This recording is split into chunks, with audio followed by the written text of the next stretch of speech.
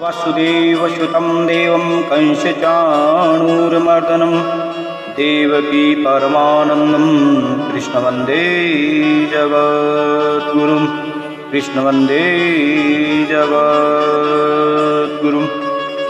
हरि ओम। नमः परमात्मने नमः। श्री गोविंदाय नमः। गुरुचरणकमलेभ्यो नमः।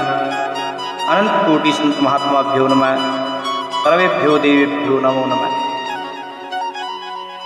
सर्वप्रथम अनंतानंत कोटि ब्रह्मांड नायक स्वरूप अकारण परिणामनालय सर्वंतर्यामी सर्वधाम निर्गुण निराकार सगुण साकार परम दयालु परम कृपालु पतित पावन दीनानाथ के पावन चरणों में सादर प्रणाम करते हुए, गंगा गोमती गोमाता के पावन चरणों में सादर प्रणाम करते हुए, भागवत स्वरूप भगवान नारायण के पावन चरणों में सादर प्रणाम करते हुए, ब्रह्मांड नायक परमेश्वर अहेतु कृपादाता ब्रह्मा जी गुरुदेव पूजित भगवत रक्षक श्री हरि के पाद पद्म चरणों में सादर प्रणाम करते हुए, मंच पर विराजमान संत ब्रह्मविंद के पावन चरणों में सादर प्रणाम करते हुए, कविविंद का हृदय से अभिवादन करते हुए, यहाँ कथा में उपस्थित कथा प्रेमी सत्संग प्रेमी माताओं बहनों भाइयों श्रद्धालु व भक्तजन आदत्य प्रणवामी माताएं माल वर्जन एवं इस प्रांगण में कथा लाभ ले रहे भक्तजन का यथामति यथा समय सभी का हृदय से अभिवादन करते हुए, हम भागवत कथा के विषय में कुछ कहने का दुस्साहस कर रहे हैं। हमारी इसकी योग्यता तो नहीं है, ना ही सामर्थ्य सामग्री है, फिर भी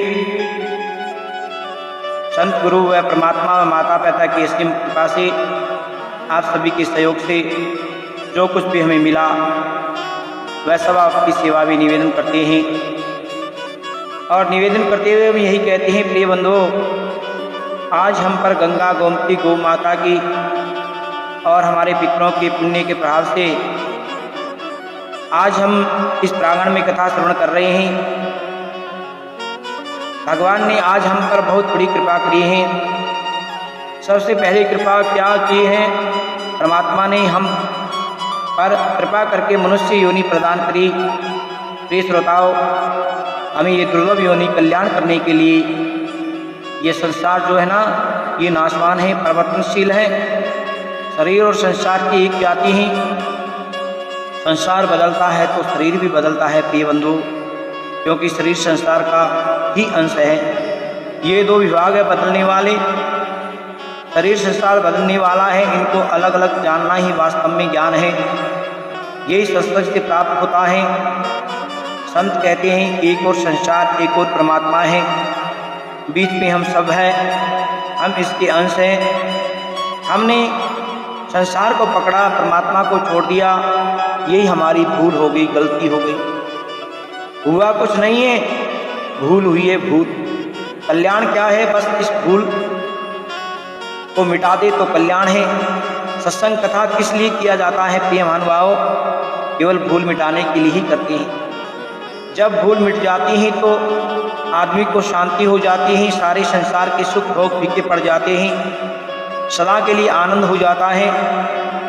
हमने भूल क्या की है? पराई वस्तु को अपनी मान लिया है, अपनी चीज़ को भूल गए हैं। अपनी चीज़ क्या है? अपनी चीज़ वह है सदा अपने साथ रहें, एक क्षण के लिए भी अलग नहीं होती है। और सच्ची बात, अच्छी बात यही है भैया, जो परमात्मा सदगुरु गॉड कुछ भी कहो, वो भी हमारे साथ हैं। शरीर संसार हमारे साथ नहीं है।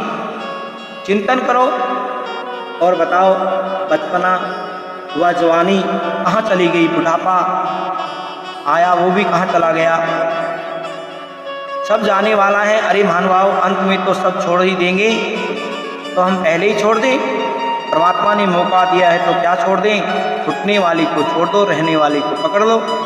परमात्मा को केवल हाँ में हाँ मिला दो। कन्हैया ने गीता में कहा है, प्रिय श्रोताओ, जितने जीव है वह मेरे अंश है, सनातन है, सभी मेरे सनातनी अपने हैं।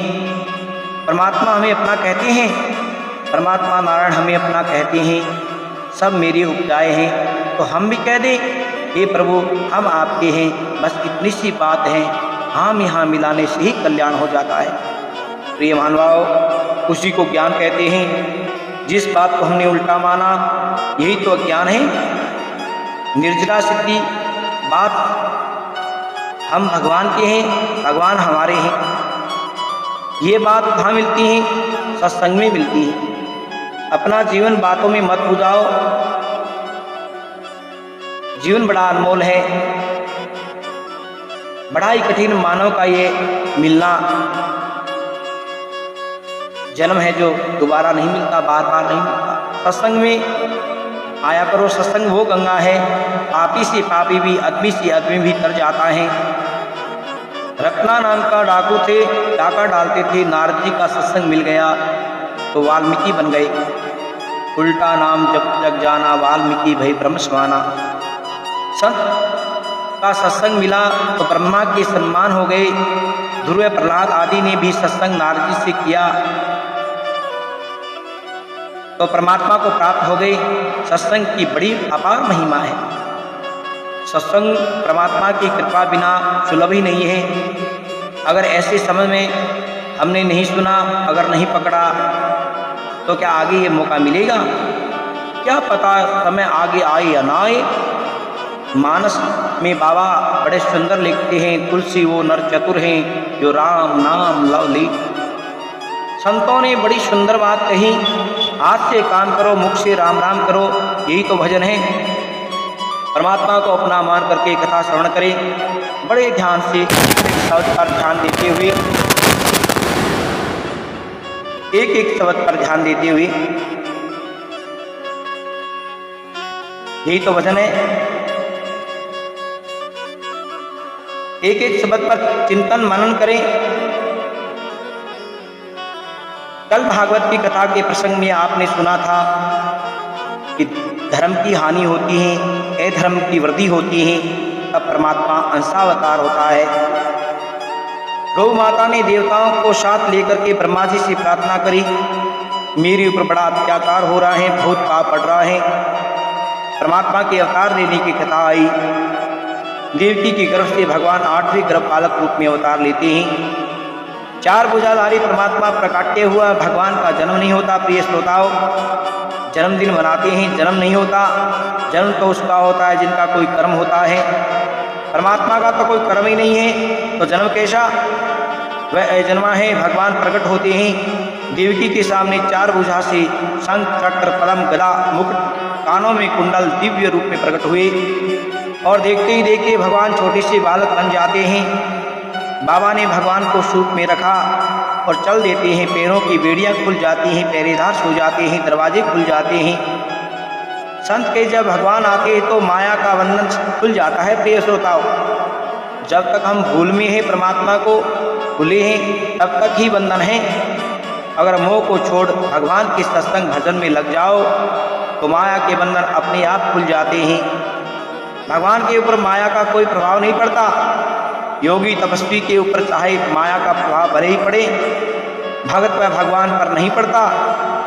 इसलिए महानुभाव, परमात्मा की भक्ति में लगो तो माया से पीछा छूट जाएगा।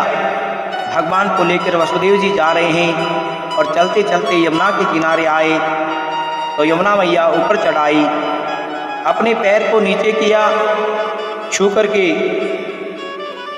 उतर जाती हैं नीचे, गोकुल के अंदर आते हैं। नंद बाबा की पत्नी यशोदा के पास कन्हैया को सुलाया, वहाँ से कन्हैया को सुला करके कन्या को लेकर के वापस आते हैं। कारागृह में आए तो पहरेदार जाग जाते हैं, हथकड़ियाँ बेड़ियाँ पड़ जाती हैं। कन्या को वसुदेव से ले लिया। कंस ने कहा, हमने तो सोचा काल आएगा, ये तो काल ही आई है, परंतु 8वां बालक देवकी का है, उसे नहीं छोड़ूंगा। पटना ही चाहता है कंस।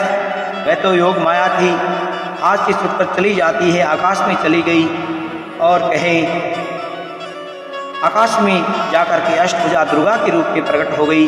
बिजली की तरह कड़की, दिशाएं गूंज उठी, धरती कांपने लगी, आकाश डोल गया और कही, अरे कंस, अरे ओ कंस, अरे कंस पापी, तू मुझे क्या मारेगा? अरे कंस, चेरे को मारने वाला कहीं पैदा हो चुका है।